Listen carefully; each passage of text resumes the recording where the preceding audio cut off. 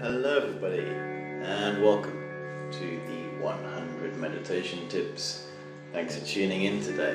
Today we're looking at teaching meditation. How teaching meditation can actually help to improve our own meditation practice.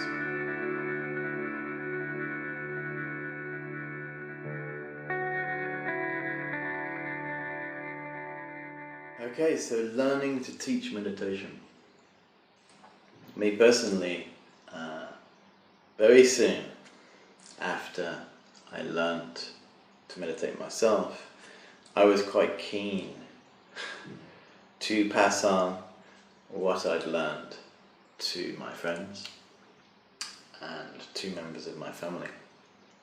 Simply because I felt that this is fantastic, this has really helped me, this is something wonderful, so I want other people to know about this.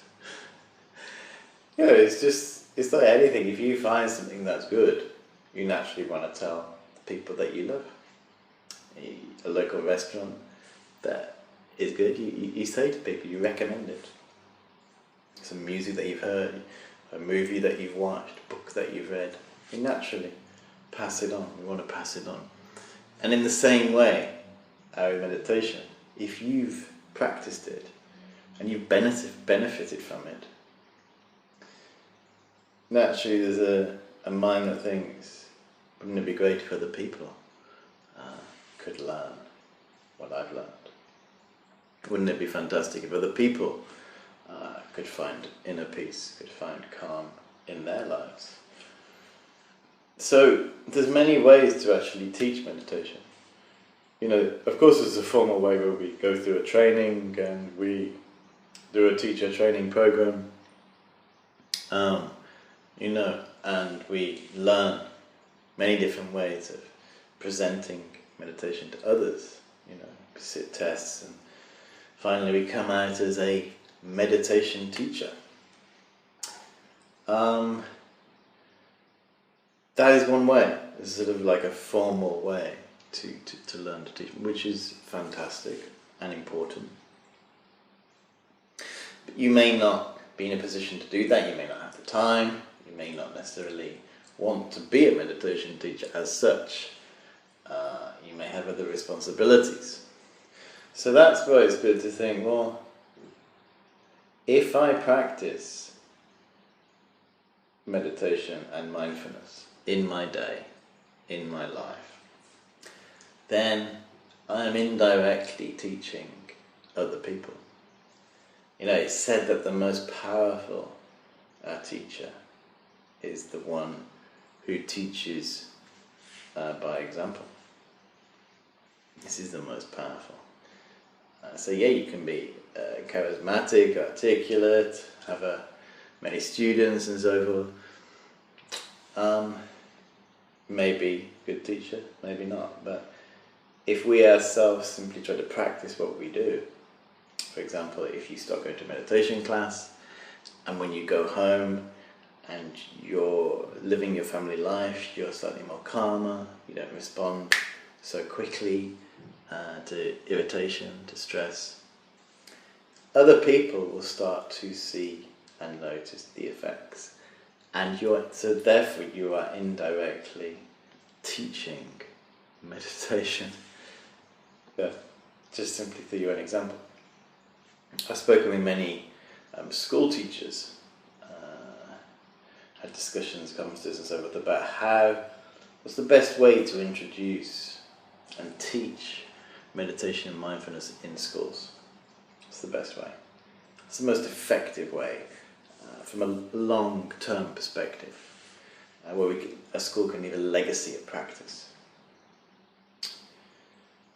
And one of the conclusions that I keep coming to in these conversations is the best way, of course, is for teachers to practice mindfulness and meditation in their life, in their home life, in their working life, in their classroom.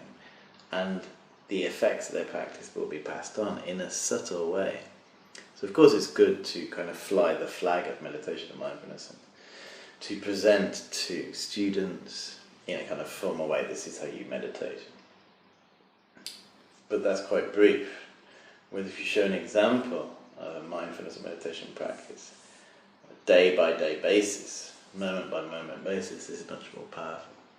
So that's looking at teaching meditation through our example. So if we are practicing meditation and mindfulness each day, integrating into our life, other people will be affected by it. We get positive feedback. We have more inspiration for our own practice, and our practice builds like that. It's more subtle. Another way is simply to, for example, a simple breathing meditation. What do?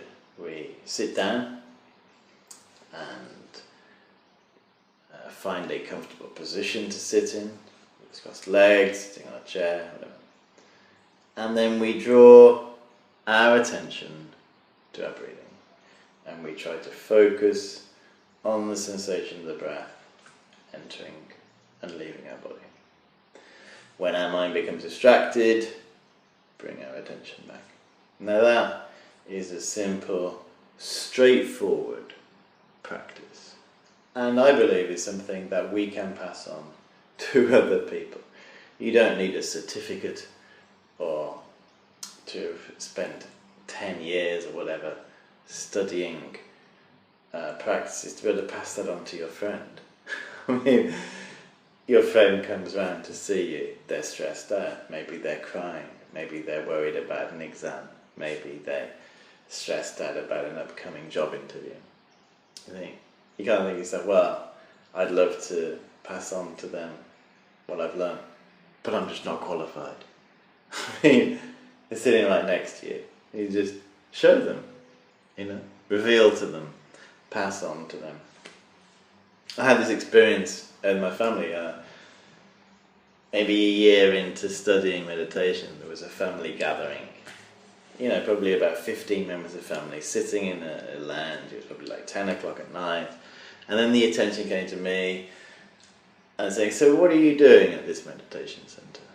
What are you doing up there? What have you learned? So I started talking about it and then just offered to show them what I'd been learning. And as a family, we sat down maybe for 10 minutes, just sat there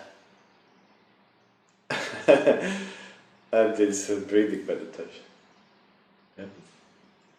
Just guided them through the practice. So guiding someone through a breathing meditation, we learn the script, bring your attention back to the breath and so forth. And then we pass that on to others. Of course it takes time to master it, but with our friends and family, we can pass on techniques that we've learned, share and enjoy.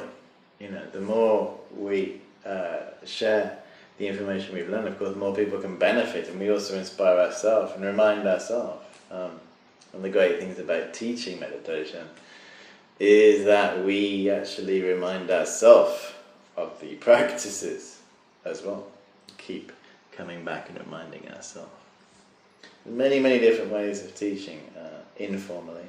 Then of course we can learn formally. There's information below about learning to teach in a formal way, where we go through a program and we come out at the end confident, qualified to be able to pass on to others. But in the meantime, before then, don't necessarily wait with your close friends and family. Pass on what you've learned, even if it's just a 1-minute practice, a 30-second practice.